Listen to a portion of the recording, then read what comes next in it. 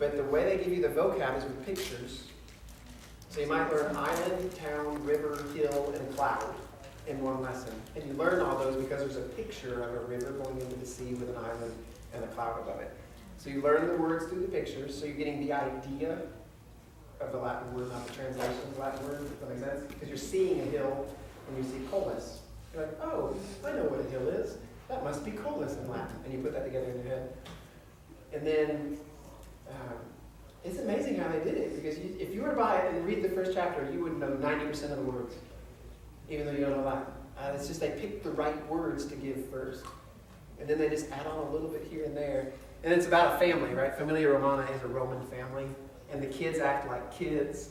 And they bite, they argue, and they get in trouble. And I don't know, we giggle.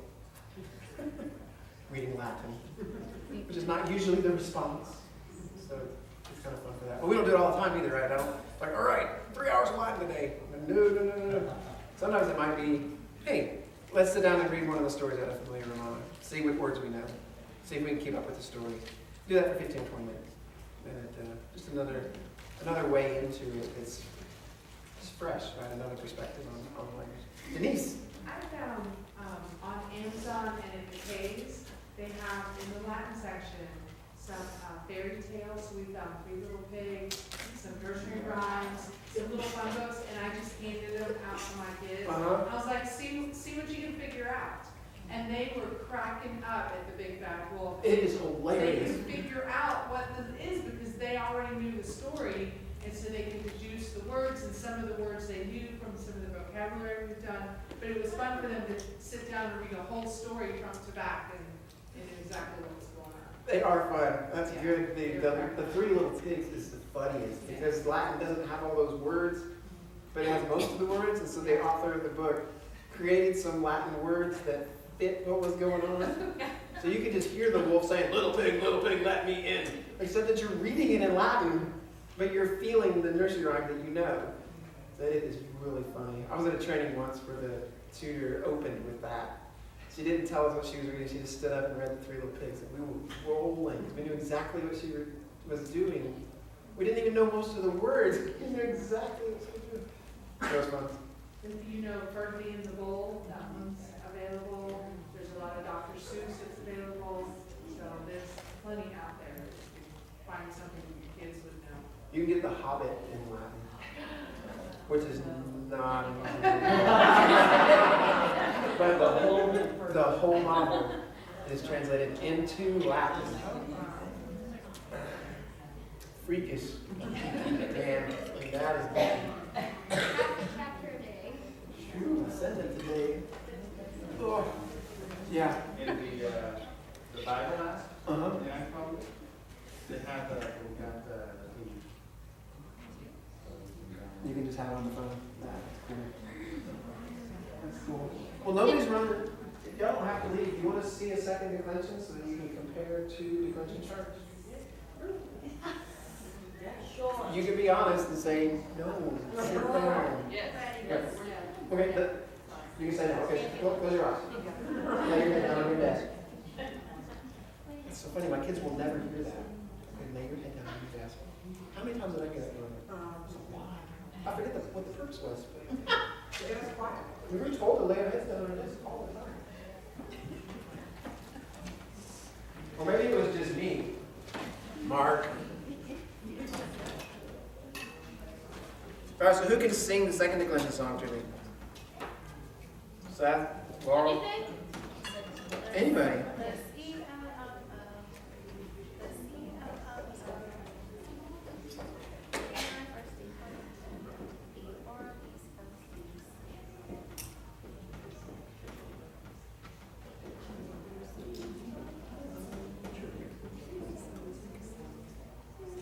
Us, E, O, O, E, Orm, East, Os, East.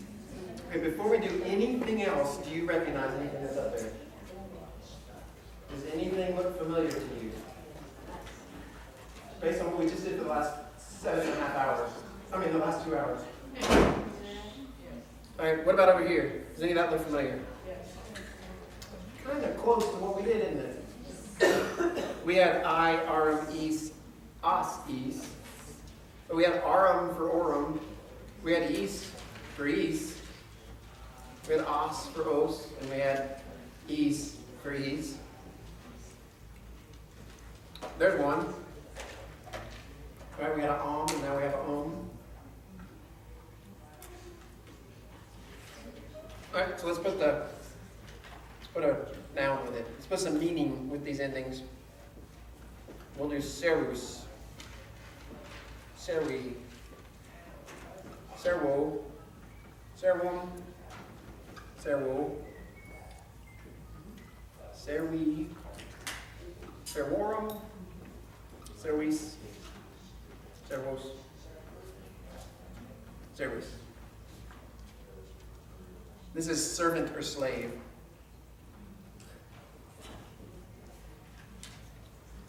It's either of those, and then if you were making your card, it'd be servus, servi. So us, e, o, e, orm, is, os, is. Can somebody name the cases for me from the top?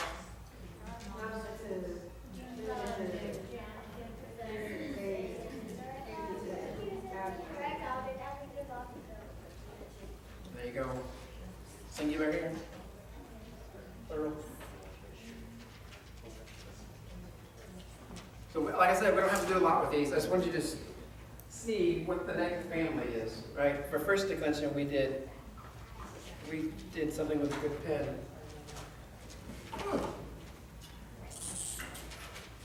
So we did I,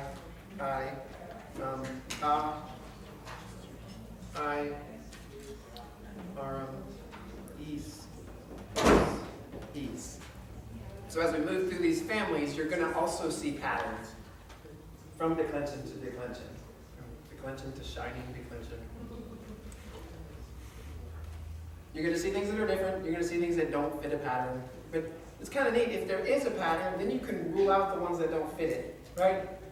There's something about a pattern, like this M here repeats a lot. You get used to accusative ending with an M. This RUM repeats a lot. These two matching repeat a lot. Even though they're not always east, eventually it's ibis, it turns into ibis, but then it stays ibis for the other declensions. So there's this regularity to it. There's these patterns as well. And the ones that are patterns, I don't know, for me, when there's a pattern, then it allows me to decide what's not in the pattern, as opposed to everything being independent. So it's so funny. We have two pantries in our kitchen. One that's closest to my coffee maker and one that's closest to my parents' door. There's a desk in between them. And Jamie refers to them as the first and second pantry. But I can never remember which end to start with. It's like out of two. Like if there were three, I would know which one the second one was. But anyway, it's like there's nothing repeating there. There's first and second. So I've been in the house for 10 years and I can't remember which one is my first pantry. Like the one closest to my coffee maker? But you get these patterns in Latin. And then third declension, we're going to do various is E-M-A. Various is E-M-A. Various is E-M-A. Various is E-M-A. No, I think that's macron. I think A. So there's third declension. So what do we got going on? Various, that's not helpful, is E-M-A. We got a singular vowel with a macron over it. There's kind of a pattern, right? Because they're all vowels. We keep this M thing going on. So we're like, okay, so that's pretty consistent. And then, where is E-M-A? Ace. Is it ace, right? Ace.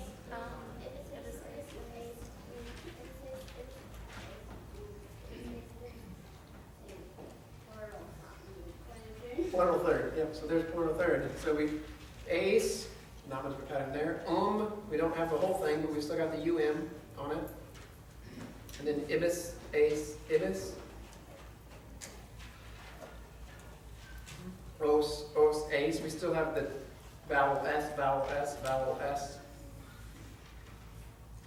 Anyway, so there are some patterns and there are some non-patterns. Is the letter A Oh, I'm sorry, AS. Nice one. Armis Astis. Yes, sir. That's what I'm talking about. Okay, so there's the, and so Servus, like to answer the question of somebody who's left, like before there was a question like, do verbs only fall in one conjugation? Yes, and nouns only fall in one declension. So the word for slave or servant is servus. It doesn't show up in another declension. It'll never be applied to these endings or to these endings.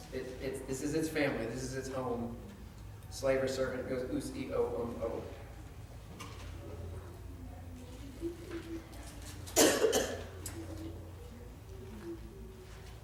So is it going to go to 5 o'clock?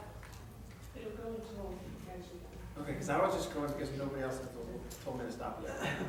But they went over 2 hours before I gave them a break, So so. how about we do, where you guys are at, what questions do you have? And we could do some of that. Pronunciation, is it the same as Spanish? Yes. It is, okay. A-E-O-U. And there's a pronunciation in your grammar. There's an ecclesiastical and there's a classical. And we use the classical. Ecclesiastical sounds more Italian. And it's pretty because it's got all these it's like sanctificatur or something, and then we like sanctificatur. But anyway, we use classical. And yes, the vowels are the same. A-E-O-U. Yeah. So, is this where we get the word service from? Service? I bet it is. So what's the sentence that you write that would have the word service in it? I am doing a service for my mom by taking the groceries out There you go. of the car. I'm doing my mom a service. It's kind of a long one, but. No, that was a good one. Rosie, How do you know if the noun belongs to what declension exactly? Because it can be switched to a different one. Right. How do you know which one belongs to? So you're gonna make these note cards. Servus, servi. This is where we make ours. And up here it says masculine, second. But the sheet asked about nouns. So this is a noun. Oh, Ser- I got you. Servus, servi. So I'm sorry, that's not on the front. That's on the back. So that's the front of it. And then on the back of it is the English, and it says servant, slave, masculine, second. So that so to answer your question, you memorize which declension it's in. And eventually the endings help you a lot. And you're like, oh, the us, e, I know that that's second declension. But we don't count on that at first. They memorize the gender, and they memorize that. And so when they say the card to me, they just know. When we say servus, servi, they say slave, servant, masculine, second declension. And they just say that for every single noun that we learn. And then I get used to hearing it. Masculine second. Servus, servi, masculine second. Good question. You just got to remember. I just had a word of encouragement. My oldest just graduated from 24, and when Woohoo! she started in A, she talked about Latin, and she said, I just do exactly what it says in the guide.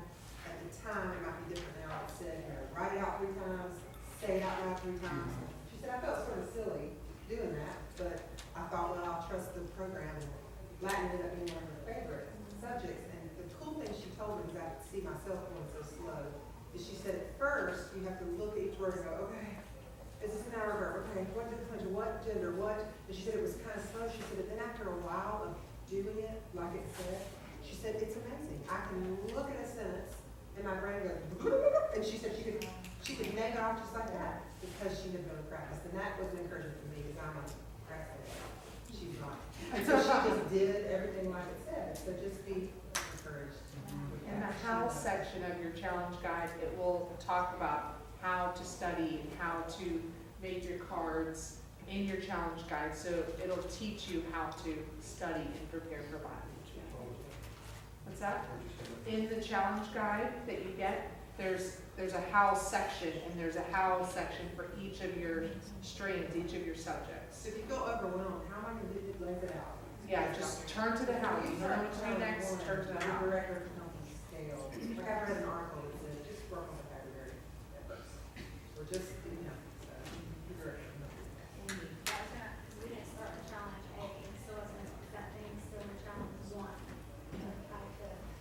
It is, right? Yeah, how is still there, yes, yeah. And those of you that are starting out in A, you're seeing the same book, I'm sure you said this, that you're using the same Henley book for A, B, and 1. So in A, you're going through lesson 10, in B, you're going through lesson 15, in 1, you're working through the book, lesson 26. So the pace is just So the page, it just goes faster each time. And so those of you that have multiple kids in A, B, and 1, you're teaching the same thing to both of them. They're just gonna move at a little different pace, and so you'll judge your pace and tailor what you're doing for your family based on how you guys are doing the work. Okay, in B, they do one group thing. Yes, Okay. yeah. So it's the same vocab, same process, everything for all the kids. Good questions, yeah. Can I just ask how, when we're juggling the challenge kid, like so my first year challenge, got the essentials and foundations, you know, my oldest is pretty independent, so I'm not real sure what she's gonna need of me. So I know we've gotta be just flexible, but can somebody speak to how we manage all that? Sure. What might that look like? What- I can tell you what, I've got 6 girls, I can tell you what we did. Okay. And because my saving grace was the fact that Clouds and Conversations taught me to actually do a one-room schoolhouse, so I simplified things considerably. This past year was probably our best. I had challenge 1 kid, a 3rd year essentials, a 1st year essentials, and then 2 foundation kids is what I had.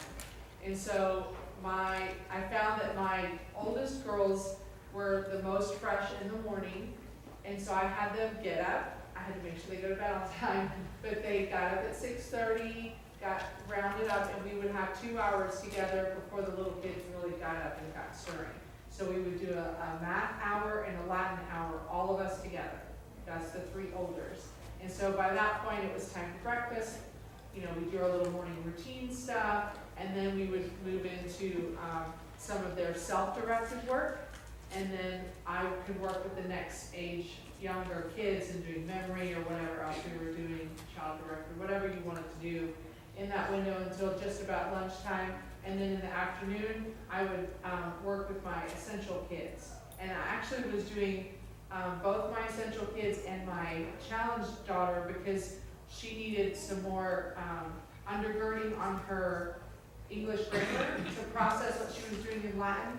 And so she would sit in and she would have a lot of these going on in her head, aha moments of stuff that we were just reviewing together, or we played around with the sentence. I would take 1 sentence and we would put it on the whiteboard and talk through it together, and they would each contribute whatever they could contribute, and I would, using the book, the question, I would be asking questions, I would be using the script from the Essentials Guide, telling me what questions to ask about the sentence. I didn't know this stuff.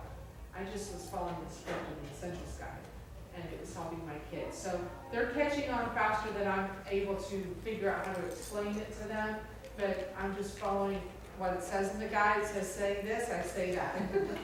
And then that's the pace of what I do. So you'll find the chunks of time that work best for your kids, when you can teach best, when they can learn best, and then adjust what subjects you're doing when throughout the day. There's a variation of how you can do your subjects. You can do every subject every day. You can do math and Latin every day, and then do blocks, chunks of other ones on the other day, so that you complete, you know, maybe all of science in a day, and then all of research or another strain in another day, but you're doing math and Latin every day. So there's a few different ways that you can manage how the work gets done. It just depends on their temperament and yours, and what you can, how much time you have. Does that help? Okay, good. But yeah, I as a mom, I just want one lesson plan. I can't Yeah, that's what's have that many lesson plans going on, and so, curriculums for math and. yes. Yeah. Yeah, so we you just. did Latin in the mornings with your 3 older, so your 2 essentials were doing Latin, but they're really just getting the memory work from foundations, right? But they're Yeah. listening to Well, this. my 2 that were in essentials, in the guide, in your foundations guide, it recommends starting a deeper Latin study somewhere around 4th or 5th grade. And so I personally found something that I love, henleyprep.com. It takes the Henley vocabulary, and she does these like crossword puzzles and word finds and fill in the blanks, just real basic. And so they were doing that. I had one, my 4th grader, first year Central student was doing song school Latin. My 6th grader, 3rd year student was doing the Henley prep. And then my challenge 1 kid was doing her Henley work. And so the 3 of them were working in 3 different things, and I was just there trying to help them stay focused and answer any initial questions. But very quickly they got into the routine, and it was more of just accountability that, no, we're all gonna get it done right now. And then I would have all day to check math and Latin before they needed it for the next day. That good? You guys are all set? Yeah, we're done. Okay. We're done. So, thank you guys so much for your time and attention. Happy to answer any additional questions. Thank you, Mark and Jamie. Welcome. If you want this kind of training offered next summer, closer to home, talk to your support rep, because we can replicate this closer to home. We're just looking for parents that have similar skill sets. If you have a favorability to one of these things, we're happy to share this content so that you can help us teach other parents. So thank you guys. Yes.